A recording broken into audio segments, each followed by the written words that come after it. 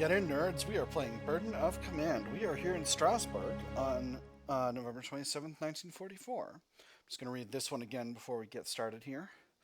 The tricolor of the French Republic flutters proudly from the spire of the Strasbourg Cathedral as your men march past the great church's shadow. The 2nd French Armored Division had taken the city the day before. By the time your battalion reached the city's outskirts, the fighting had already been long over. Visit Strasbourg, extended scene, possible prestige, trust, or loyalty changes, or this isn't Rome, prestige -1, skip the scene. Let's visit Strasbourg. Across the square, 2 French tanks stand guard.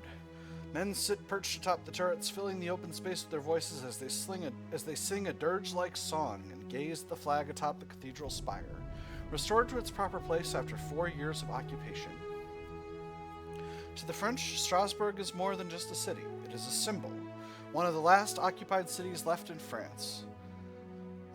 With its fall, only a few pockets of German forces remain on the west bank of the Rhine. With its liberation, little remains but to rest, rearm, and prepare for the push into Germany itself. It also means something to the beleaguered men of Nickel Company, too. The billets your men get aren't luxurious, but for men used to sleeping on wet shelter halves, real beds, hot water, and a copious supply of liberated German sausage left by the previous occupants feels like a suite at the Waldorf. You and your men will be here for a while, but as tired and haggard as they are now, you can't let them lose their edge. A few weeks of soft living might seem to do the men some good right now, but not when you inevitably lead them back into combat again. After all, the Germans are still just across the river. The men have earned the right to take it easy. All squads -20 XP, all officers and squads reduce combat fatigue -20. I'll let them relax a bit. All squads -10 XP, all officers and squads reduce combat fatigue -10. I can't let them lose their edge. This is harsh, but I love my 5 orders. My 4 orders per squad. I can't let them lose their edge. Naturally, they hate that. Daily weapons drills, doubled patrols, and 10-mile jogs in the teeth of the Alsatian winter don't do much for a man's mood. But the Germans sure as hell don't care about moods, and that's why you're here. Of course, that isn't the only problem. The locals used to be ecstatic every time you met them, but now, closer to the German border, the crowds grew smaller, quieter. Now you're often greeted with sullen looks. In Strasbourg, the residents are damn near hostile. Either they still sympathize with the Germans, or they're afraid they'll come back. The U.S. Army is here to stay. Extended scene, or this is not my problem. Incidental casualties, skip the scene. The U.S. Army is here to stay. Possible prestige, trust, or loyalty gain or loss, extended scene. It doesn't take long for reports of altercations with the locals to reach your ears. A memo from battalion reminds you to keep your Cottonbalers in line, but from what you can tell, it is the locals who start these skirmishes, not your men. Command the men to be on their best behavior, prestige +1, trust -10. Remind the men they're liberators, not conquerors. If the locals give my men lip, they should hit back, prestige -1, trust +10. I'm going to take the middle path. Remind the men they're liberators, not conquerors. The men listen to your reminders, but you're not sure how often they actually heed them. Liberators your men may be, but a kid throwing rocks or a shopkeeper going out of his way to be rude doesn't exactly foster magnanimity. The frustrated memos from battalion keep coming, as do the incident reports and a constant stream of ticked-off MPs, but at least they don't get any worse. Yet. There's also the question of what to do with yourself. While you aren't strictly required to go on patrol with your men, that doesn't mean your company is bound to appreciate the fact that you're spending weeks in a heated command post while they're freezing and shivering along the bank of the Rhine. Going out with them would be an act of solidarity, if nothing else. Alternatively, now might be a good time to curry some favor with the brass. And while you still hold your recent laurels, it never hurts to be in battalion's good graces. I'll leave my patrols to my men, loyalty +2. I deserve to take it easy, combat fatigue -10. I'll run some errands for battalion, prestige +2. I'm going to leave patrols with my men. I also want to keep my edge. The nights are cold this time of year, and the frigid winds coming down the Vosges are not helping, but you bundle yourself up in your overcoat and head out into the night. Sometimes Marie Ringenbach goes with you, pointing out the German positions in the night, and the landmarks which watch over the last corner of France yet to be freed. Your men come with you, and together you all share the dangers. And there is danger on those freezing banks of the Rhine. The Germans still hold the other side of the river. Every night their artillery tosses a few shells to the western side, just to remind you of that. In the first week of December, they get lucky. One of their blind shots catches Major Rathburn while he's in the middle of leading a patrol. Word comes down to battalion from the evacuation hospital. The major survives, but his eyesight doesn't. Not long after that, another lucky hit wounds a regimental commander, too, bloody enough to invalid him stateside. His replacement turns out to be a familiar face. Colonel Heintjes, back from his stint in the division staff to take over the entire 7th Infantry Regiment. It's very funny. Every time he's gone, I do great. Unfortunately, the rest of the news from the rear is less welcome. Even after 4 months, the supply situation isn't getting any better. The trucks and trains that do arrive bring precious little ammunition, almost no spare parts, and only a trickle of replacement men and weapons. Reading the manifests of inbound truck convoys and supply trains becomes a regular exercise in disappointment for your officers and command group. I hear the guy in charge of supply back in Paris is a real nutcase, is how he would say it. Grant grouses to you and your platoon leaders as he looks over a particularly depressing update one morning. Doesn't let his men drink, but requisitions all the hotels in the city for his staff. I hear the guy thinks he's Jesus Christ himself. This is Lieutenant General John C.H. Lee, a.k.a. Jesus Christ himself, the guy in charge of supplying all U.S. troops in Europe. He served in World War I, World War II, and World War II, and rose to the rank of Lieutenant General. Image courtesy of the War Department, photographer unknown. Couldn't be, Stern replies in a rare moment of black humor. It takes Goyim to mess things up this bad. But nothing anyone else says can change the facts. Despite everything, your company is still desperately short of supplies. Rations and fuel aren't the only things you're short on either. With each passing day, fewer and fewer of your men actually report for duty. One day early into the second week of December, you arrive at your company CP to find only your usual aide Roberts actually at his desk. The war end while I was out? Why has my command group gone AWOL? Where is everyone? The war end while I was out? Sarcasm +1. No such luck, Captain, Patterson replies. About the others are out chasing tail. I wouldn't worry too much. Enough of them will strike out and get back here by about 1600 to get some actual work done. All right, why aren't you and Roberts with them? All of them, even the first sergeant? How did things get this bad this quickly? I figure someone thought that since we weren't doing anything actually useful, they might as well have some fun. Patterson speculates before freezing. That someone wasn't me this time, I swear. Whatever the reason, it doesn't change the fact that a large portion of your company is now out chasing local women instead of maintaining their equipment, patrolling the Rhine, or otherwise doing their jobs. Further absences will be punished severely, loyalty -1. You want to see another VD slideshow, trust -5? I guess it won't hurt him to let them have their fun for now, take no action on this. This is too funny an answer. They want to see another VD slideshow? Jesus, I can feel my family jewels shrinking into my stomach already, Patterson mutters, half joking and half very much afraid. I'll make sure the other guys know. Word spreads quickly. There are anxious and worried looks in the chow line. Old veterans from Sicily and Italy whisper in fearful tones to the new guys. There'll be plenty of nightmares tonight about the giant boils, weeping sores, and terrifying whack officers armed with hard rubber mallets. The rate of absences drops dramatically. There's grumbling, of course, there always is, but the distant rumbling of German artillery in the east is more than enough to drown that out. When the fighting is over, your men will be able to enjoy the fruits of victory, but first, there must be victory, and victory requires standards of conduct. You've barely knocked the snow from your boots at the threshold to Battalion CP when Major Flynn, the new battalion CO, waves you over. The nearby radio set is powered up and a staticky, scratchy transmission plays out. Captain, he greets you grimly, how are things in Nickel Company? All quiet, sir. We're fine, sir. What's going on here? If I may ask, what's with the radio? We're fine, sir. What's going on here? All hell's broken loose up the line, I'm afraid, the Major replies. The Krauts launched a major counterattack against Bradley's guys in Belgium this morning. Initial reports are saying the Germans are advancing in core strength and the line's been pushed back 50 miles. What does that have to do with us, sir? Will it be ordered north, sir? So much for the war ending soon. Our forces in Belgium will stop them, sir. So much for the war ending soon. This could just be a last effort Apparently I'm playing Flynn as a guy who can't do a line read. This could just be a last desperate gamble, Captain, Flynn reminds you. The Germans aren't just attacking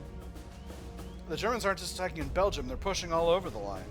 They could have overcommitted to this. If we beat their combat-ready units, German resistance might collapse, but we have to beat them first. He takes a breath and his expression hardens. In any case, Regiment has ordered us to be on alert and ready to move. Prepare your men. Yes, sir. Rumors fly. Your company spends the rest of the afternoon both preparing for action and trading guesses about where you're bound next. That we're being shifted north to reinforce Patton. You hear the weapons platoon mutter to each other as they disassemble and clean their mortars. If the Krauts are planning to hop the Rhine, we'll have to fight to hold Strasbourg, claims a first platoon man as he hauls a pair of AWOLs off the street. The brass probably wants us to push on eastward, Sergeant Layton tells the guys in his chow line. Hit the Krauts, take pressure off our other guys in the north. But in the end, they do not order you north or east or to dig in. No, the entire 3rd Infantry Division will move to Colmar. Oh, this will be good. To Colmar, where the Free French have pinned an entire German army against the Rhine. The intent is to crush the surrounding Germans before they can be relieved by a looming counterattack. Trucks have been provided. You will leave at dawn. The Colmar Pocket. So here's the Rhine here. We've got the River and the Ely River. The Colmar Pocket, image taken from U.S. Army ETO Riviera on the Rhine. Riviera to the Rhine, Section 33. Yeah, we got 2 French corps, and 2 German ones. Yeah, an entire army, 2 corps. Yep. And a lot of little towns just north of Mulhouse.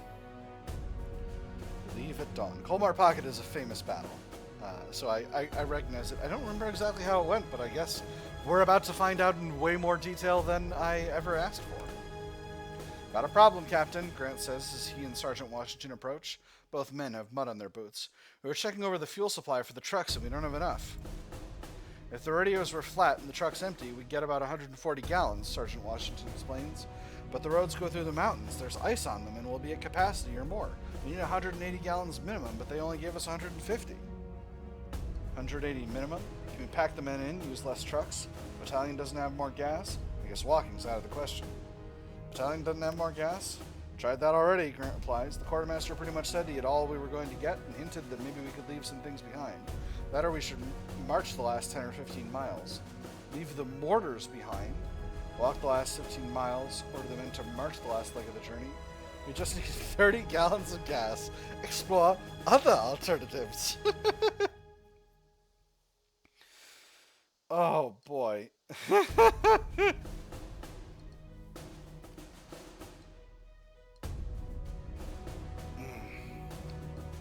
Let's explore other alternatives. 30 gallons is a lot around here, Captain, Grant muses, but there is a black market in this town, and if necessary, we can take extraordinary measures. If you want, I can put Morris and Patterson on it. If they can't do it, nobody can. Have them get the gas. Guess we'll leave our gear. Guess we'll walk the last leg. This is interesting. I wonder what they're going to have to trade.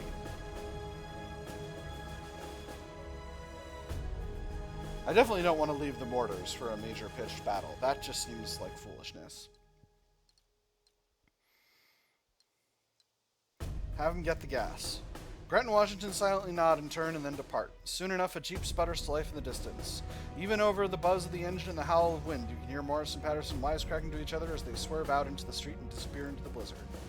A few hours later, Morrison and Patterson pull back up. Their overcoats drip with snow, but their faces split by huge grins because the jeep is loaded with olive drab jerry cans.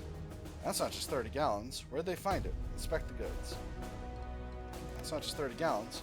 115 gallons of primo gas, as requested, Cap. Morris reports proudly as he presents one of the slashing containers stamped with 10 DI in white paint and smelling of gas. Wasn't easy. Patterson notes nonchalantly. No details. Do I want to know? Studiously ignore the pair.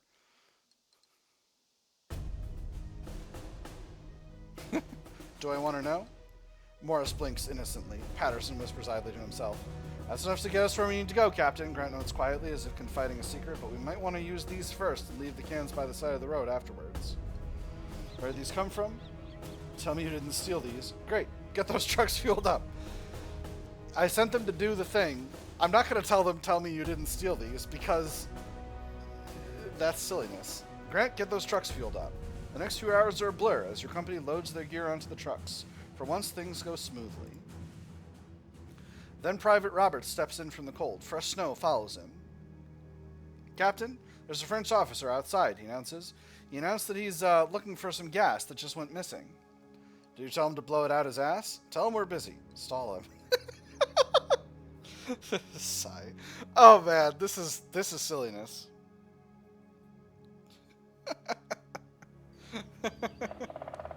I found all 75 gallons of your missing gas, sir.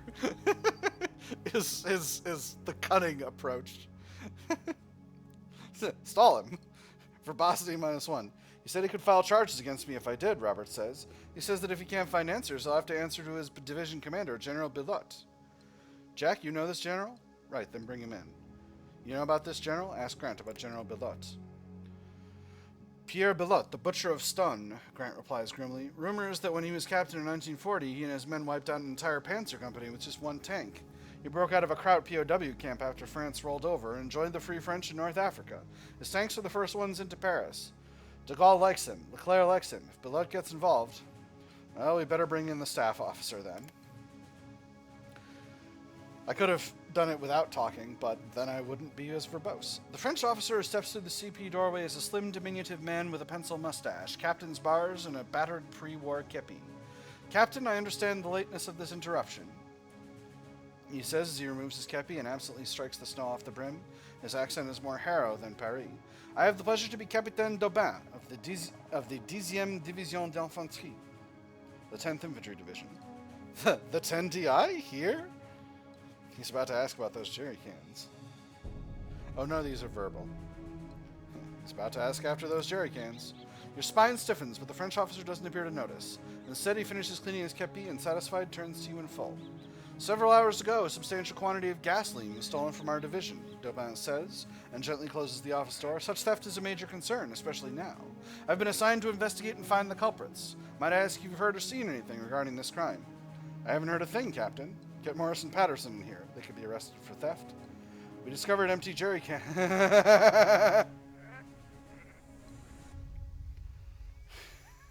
We discovered empty jerry cans marked 10 DI earlier. Attempt to reassure Captain Daubin that proper protocol is being followed. Craft a tale. Attempt to misdirect Captain Daubin. Oh, man.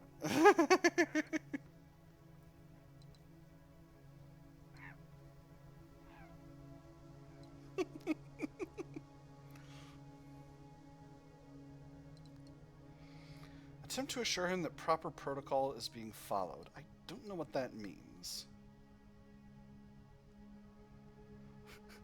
Craft a tale just sounds so fun though.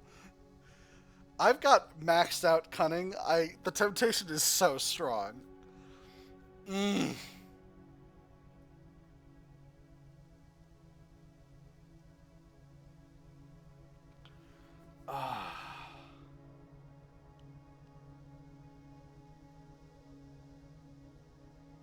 Golly.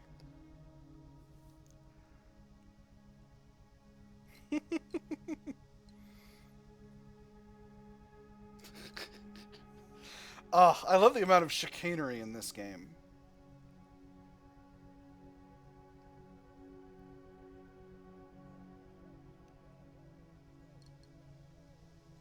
Proper protocol is being followed.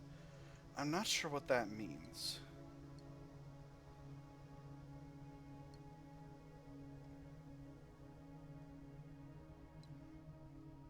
I'm going to do this third one. I'm just really curious.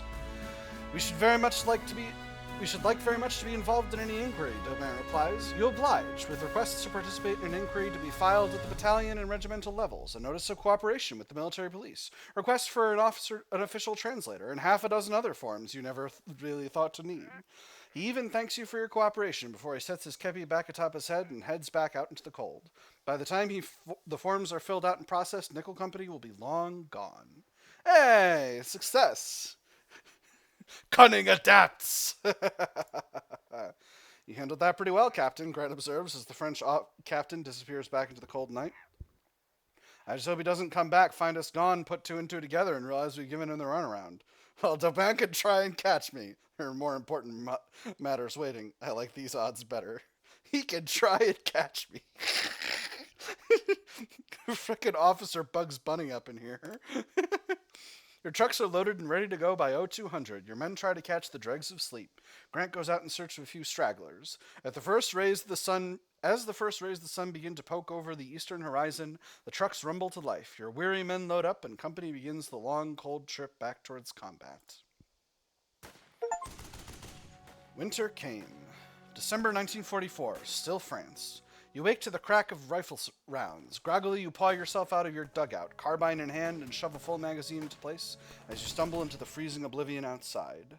The biting cold gnaws against your face as you stumble through the trenches toward the sound of gunfire, carbine at the ready.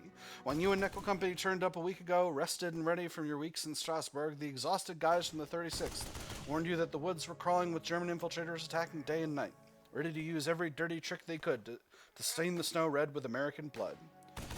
If you thought they were exaggerating then, you sure as hell don't now. The fight is over by the time you arrive. 4 bodies in Wehrmacht greatcoats lie sprawled in the snow in front of the still smoking barrel of one of your company's 30 cals. The machine gun crew peers into the darkness, still at the ready.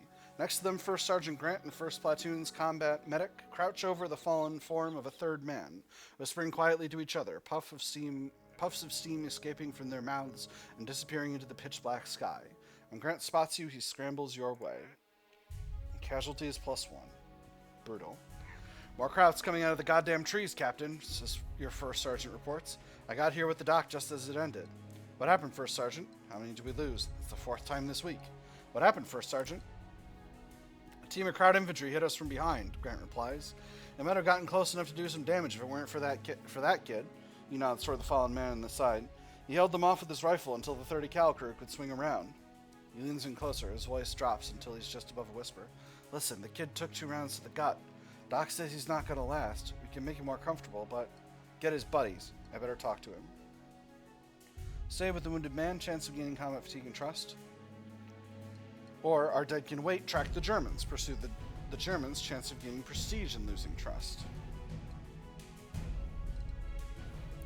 Our dead can wait, track the Germans. Your First Sergeant spares one glance at the medic and the dying man, then nods back. I'll round up some men. Working together, the 2 of you put together a scratch pursuit party in short order and send them off after the Germans, with Grant at its head. By the time they head out, the wounded man is long dead. Prestige +1, trust -15. Minutes later, gunfire erupts in the distance, amid the distant flash of rifles. Shouts echo through the trees, some in English, some in German. Not long after, Grant returns victorious with 6 Kraut prisoners. A victory of a sort, but that doesn't help the man you left to die in the snow. We need to do something about these raids, Thompson says, as you and your platoon leaders meet over a breakfast of cold, greasy sea rations later that morning. If the Germans keep picking our guys off like this, we're going to be in no shape to hold off an attack, let alone launch one of our own.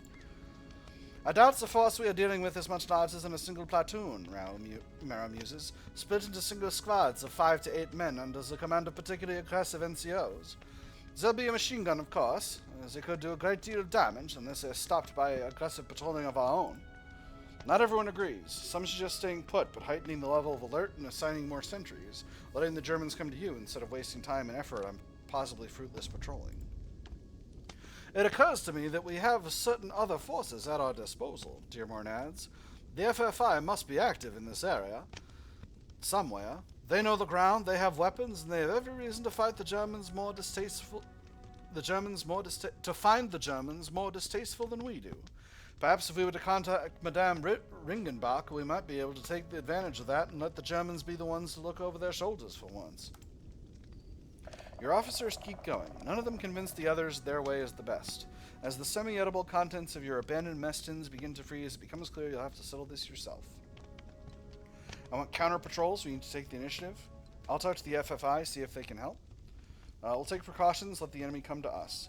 I'll talk to the FFI, see if they can help. Prestige -2. That settles it. Your officers return to their platoons. You set out to find Marie Ringenbach.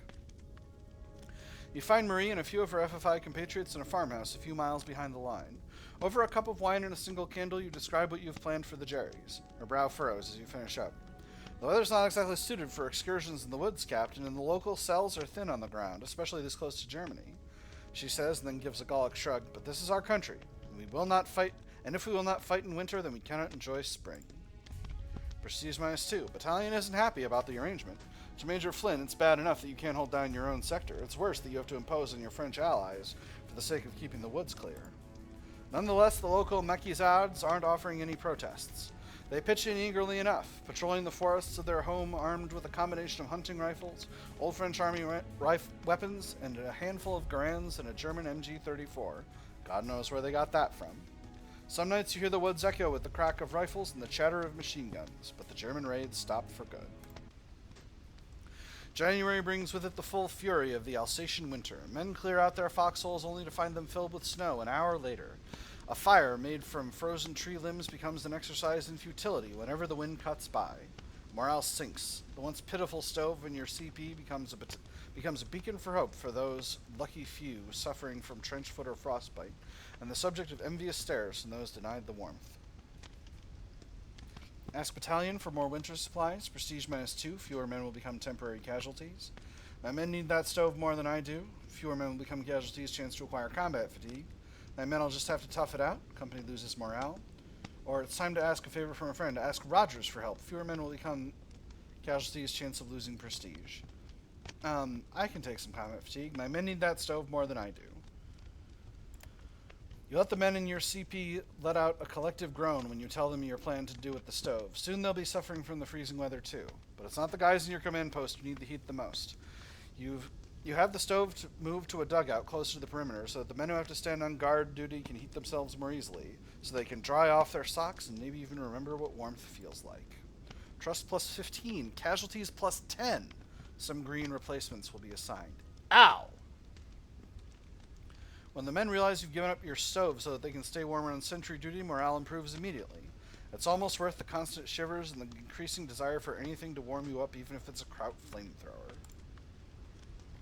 2 weeks later, you wake up to a foreboding sight. A convoy of trucks a few hundred yards back from your position, each emblazoned with a bright red cross. Pretty American girls, volunteers all, hand out donuts and cups of steaming coffee in the pre-dawn gloom. Your newer men grab their unexpected gifts with wide-toothy grins. They readily scarf and slurp the strange delights. Your veterans wait for the other shoe to drop. An hour later, it does. Battalion orders a briefing, and Major Flynn passes along the news. Tomorrow night, the 3rd Infantry Division is going on the attack. Army coffee just isn't enough. We're going to need more donuts. Knew it! We're going to need more donuts!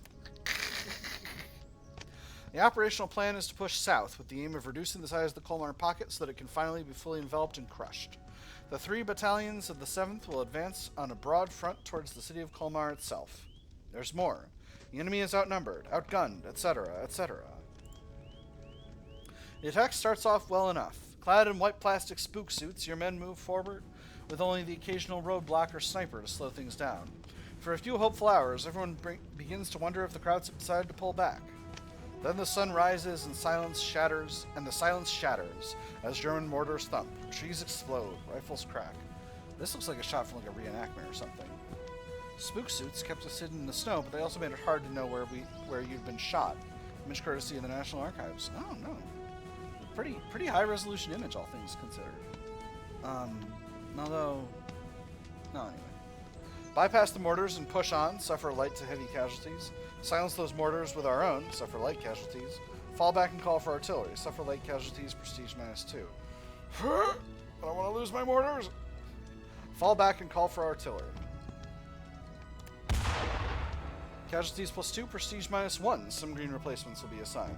You order your men to fall back even as you call up for battalion for fire support. Your superiors aren't too pleased to hear you requesting artillery this early into the attack, but given the circumstances, they can hardly refuse. Shells streak overhead and paste the forest into kindling with fire and steel. When the advance resumes, the enemy mortars are nowhere to be found. A handful of Germans surrender. No pretty pistols either. But concealed within a series of cleverly constructed dugouts are shelves packed with food and stoves that are still lit. For men who've spent a month shivering in foxholes and eating sea rations, the find is a godsend. The Krauts will counterattack eventually, First Sergeant Grant notes, because yes, they almost always do. Let the men warm up a bit. Your men may be unprepared for a counterattack. Rotate men in the dugouts. Your men may be prepared for the counterattack. Only a few men can stay in the dugouts. Upset the men. Your men will be prepared for a counterattack.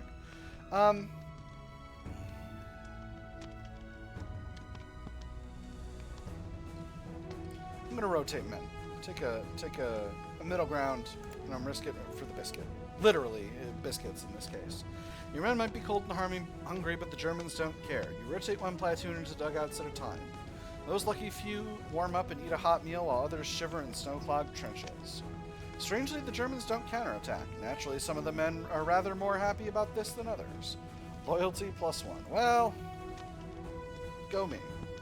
Nickel Company stays in place through the afternoon and into the night as the crack and boom of gunfire and artillery echo through the trees. Once, the roar of a truck engine rises into a shriek in the distance, and a plume of smoke billows up afterward. That is as close as the fighting comes. The next morning, battalion gives you orders to advance. The next few days pass in long, monotonous marches through the snow, punctuated by brief, fleeting moments of action. A firefight to your left, shells landing off to your right, a few minutes snapping off suppressive fire into the distant shape of some snow-buried house or shopfront. Every time you take your objectives, battalion gives you a list of new ones. They say that the grueling pace is necessary, that your attack might cut off entire German divisions, that at this rate, the Colmar pocket will be closed in less than 2 weeks. There's a rumor about letting a few men go to Paris on leave. Sadly, it is just a rumor. Ignore it. Nothing comes from gossip. Permissive purchases.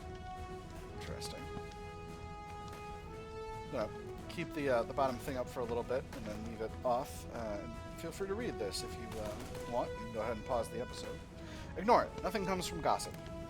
Nothing good comes from gossip. Soldiers will always gossip when the bullets aren't flying. And so the company spends another day trudging through knee-deep snow. You lead them across another field, through another village whose name you can barely pronounce, let alone remember. 2 weeks last forever. Rumors start. Nasty ones. 3rd Battalion and Nickel Company have hit only a few scattered German units, but 1st Battalion got caught up trying to take a fortified chateau that turned out to be crawling with cracked German infantry, but even they didn't get the worst of it. 2nd Battalion got caught by a German armored counterattack in a place called Roleplaying, and they had to face down panthers and tigers and God knows what else with only their bazookas. There were so few survivors, the entire battalion is now in reserve.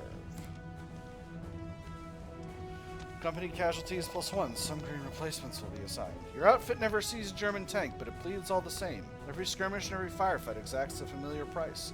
Yet your men still trudge on as new objectives from battalion are sent over. One more hill, one more village, one more house. The men need rest. Those objectives can wait. Let the men rest. Trust +15. The men can rest when we've won. Trust -15. Some men can rest while the others push on. Try it both ways. The men can rest when we've won. There's no time for breaks, not when it means losing hours, objectives, and the initiative. Your men don't even bother to grumble. The only thing that keeps things going is the fact that the Germans are even worse off, especially since they can't dig in deep. Loyalty +2. Persistence pays off. The Germans fall back before your relentless advance. Battalion is pleased. Your men are exhausted. Before long, your men barely have the energy to march, let alone fight. At last, battalion calls a halt at a small town behind a big canal. The men heat up some grub and grab some sleep with grab some sleep with the pleasure of knowing that 70 feet of open waters lie between them and the Germans. When the engineers roll by with their bridging equipment, the Red Cross trucks follow. There will be pretty volunteers, tasty donuts, hot coffee, and another ordeal afterwards. That evening, Major Flynn briefs his battalion. Gentlemen, I understand you have concerns, the major says as he lays out a map of the area. You and the other company commanders crowd close. Your men have endured much and would kill for a stack of hot cakes and 15 minutes with their girl back home. In this, they will get their chance. One way or the other, the campaign in Colmar will soon be over. It's about time. Wish this war was over. Colmar? Never heard of it. Our objective is here, at Biesheim, the major continues. He taps the map, where a small town is marked on the far side of the canal, about 2 miles south of your current position. This place is the only thing standing between us and Neuf-Brisach, which overlooks the last bridge across the Rhine. If we take Biesheim, we'll be able to link up with the French approaching from the south and take Neuf-Brisach. After we take Neuf-Brisach, the entire German force trapped inside the Colmar pocket will be completely cut off. That's good news, but Major Flynn isn't smiling. The Germans know this too. They've dug in around Biesheim. They have to hold it. What's the train like, sir? Support Stuart tanks at least? When do we go? What's the train like, sir? In a word, bad, the major says as he points out the approach on the map. 2 miles of open fields. In daylight, every Kraut gun would be firing, so tonight the engineers will throw a bridge across the canal. Nickel Company will lead the way. Iron Mike wants this town by this time tomorrow, so ask for anything you want as long as you can roll it across that bridge. We could use some early armored support, sir. Gain early tank support for the next attack. Priority artillery. Receive a forward artillery observer and additional fire support. We sneak some of our FFI friends of the town. FFI attacks will reduce enemy morale and strength. More heavy weapons could help. Acquire some extra bazookas. I almost never use bazookas. Let's get early tank support for the attack. The Major nods without hesitation. We got plenty. The only question is whether the Shermans can cross. I'll also see if I can't get you some heavier mortars, too, though I can't promise they'll have all the ammo you'll want. It's been a long week.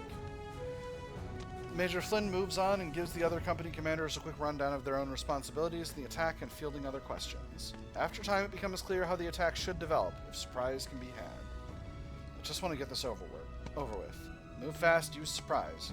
Much depends on the Germans. Move fast, use surprise. Gentlemen, it's been a long and hard victory, Major Flynn says. A hard campaign, Major Flynn says. But victory is at hand, and if we have the guts to take it. The fight for Colmar comes down to this one last attack. Every freezing night, every frostbitten finger, every drop of blood spilled has brought us to this point. If we succeed, we will have played a crucial part in destroying an entire German field army.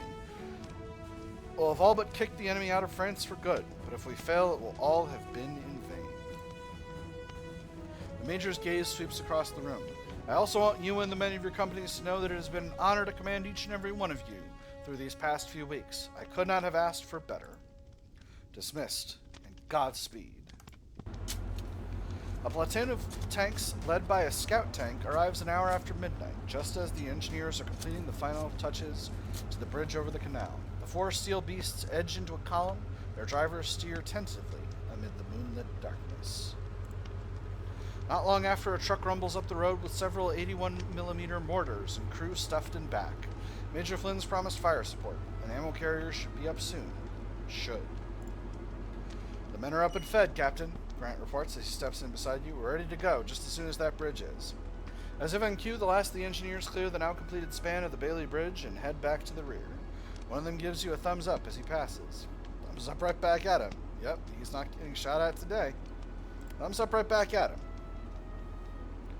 You give the order. Your men cross the bridge in the dark without incident. The tanks rumble across after you, spreading out as they clear the river crossing. Your men press on to give them room to maneuver. Any moment you expect the darkness around you to light up with tracer and illumination shells, but the night remains silent, save for the tramping of Nickel Company boots and the slow clank of tank treads. Where are the Germans? My God, do we actually have surprise? Can't be this evening. My God, do we actually have surprise? Bliesheim lies only a few hundred yards ahead. Ahead, first platoon sweeps through empty foxholes and cold dugouts. Still no Germans. Patterson, lead scout, find me some Krauts. Morris, lead scout, find me some Krauts. First sergeant, find me those Krauts. Move up and find those Krauts. Patterson, lead scout, find me some Krauts. Yes, Captain, Patterson whispers as he moves ahead cautiously, rifle at the ready. Eyes peeled for any movement. He's still within sight when he looks back over his shoulders, a mask of urgency on his moonlit features. He raises his hand to signal you, and all hell breaks loose. Patterson has been killed. Casualties +1. Shouts of alarm echo in the dark as the seemingly empty trenches to your flanks boil with sudden activity. Patterson goes down with an awful finality as muzzle flashes erupt from every direction. The men reel back in shock. Kill them all, get to their trenches, let's finish this. Let's finish this. I'm not going to say kill them all, that's not necessarily the objective here. Let's finish this. The men gather up and get to work.